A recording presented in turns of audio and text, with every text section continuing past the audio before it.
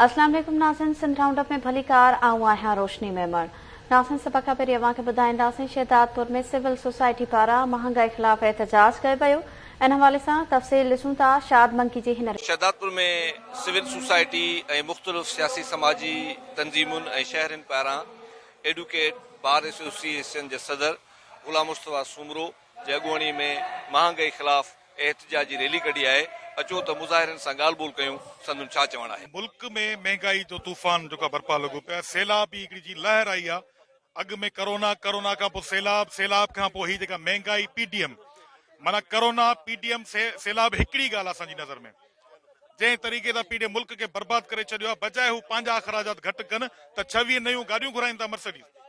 या कहिड़ी या छा आहे, पंहिंजी अयाशी खे को माना घटि करण लाइ तयारु कोन्हनि। इन रैली जो जेको इफ्तिताह सुबुह थियो आहे उहो बार काउंसिल शहदादपुर मां थियो आहे।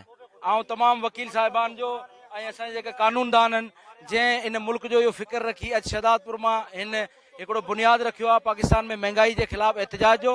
इंशाअल्लाह ताला मूंखे उमेद आहे त हिन एहतजाज सां असांजा मसाइल हल थींदा। हिननि हिकिड़ो प्लान ठाहे छॾियो आहे त हिननि ते जेतिरो बि ज़ुल्म कयो ही न निकिरंदा, हिननि सां कुझु कोन थींदो।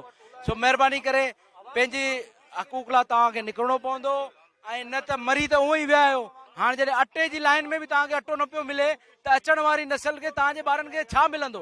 शहरियों ने जो गैरत का मुजाहरा किया है मुस्तफा सुमरो साहब की क़यादत में, हम इंशाअल्लाह ताला जब भी आवाज उठाते हैं सुमरो साहब उनके साथ पूरा शहर जमा होता है। आज की रैली ने ये साबित किया है कि जो हुक्मरान महंगाई करके बैठे हैं वो बिल्कुल गलत है, नाजायज है। जिस तरह वो खुद नाजायज है इसी तरह महंगाई भी नाजायज है। तो हम अरबाब इख्तियार chief of army staff, chief justice Pakistan से मुतालबा करते हैं कि सोमोटो एक्शन लें। ये हमारे मुफाद में नहीं आए, ये मुल्क को बेचने आए हैं। सब कुछ बेच दिया है, परमाणु भी बिक जाएगा।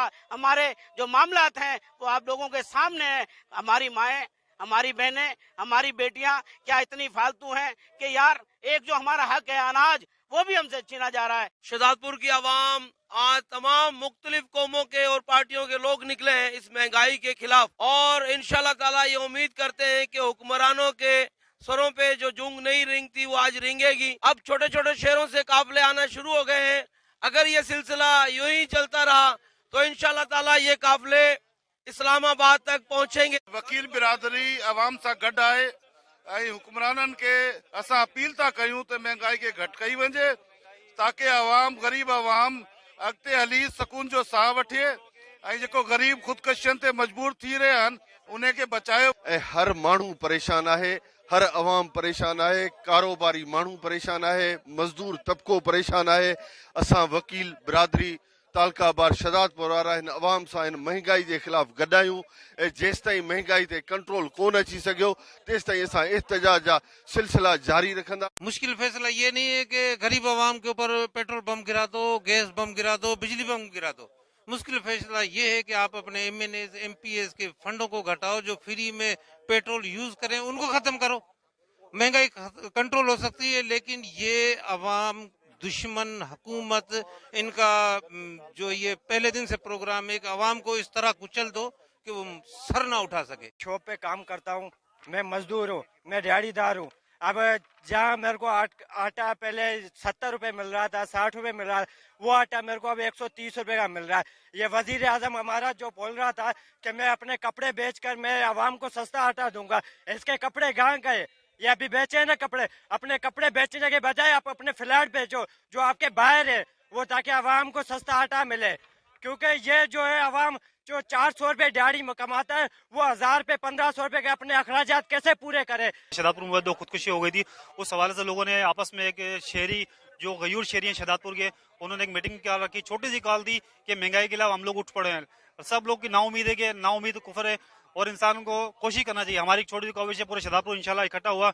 मैं कहता हूँ पूरे शहदादपुर के अलावा पूरे पाकिस्तान में कॉल जाने चाहिए। हर बंदा शहदादपुर की तरह हर शहर से उठ जाए।